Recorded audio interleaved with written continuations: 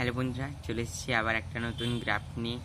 বর্ষার আগমন ঘটা মানে মাশরুমেরও আগমন ঘটা। তাই আজ আমি গ্রাফটে রেখেছি দুটো মাশরুম ছোট ছোট।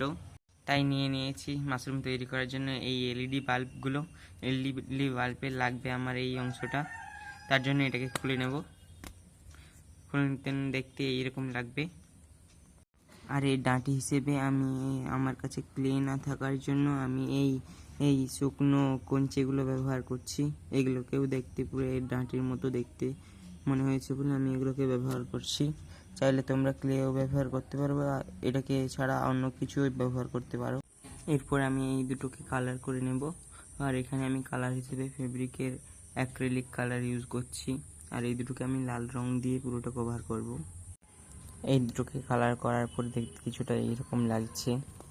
এরপর এই দুটো যে ডাঁটি রয়েছে এই দুটোকে এই যে মাশরুমের মিডিল পোর্শন ভিতর দিয়ে চিপকে দিলেই গ্লুগান দিয়ে হয়ে যাবে। এরপর এই দুটোকে গ্লুগান দিয়ে চেটানোর পর দেখতে কিছুটা এইরকম লাগছে। এর ফাইনাল কমপ্লিট লুক তোমাদের সামনে। এখন এখানেই রাখছি। ভালো লাগলে like, comment, share and subscribe করতে ভুলবেন না কিন্তু। টাটা।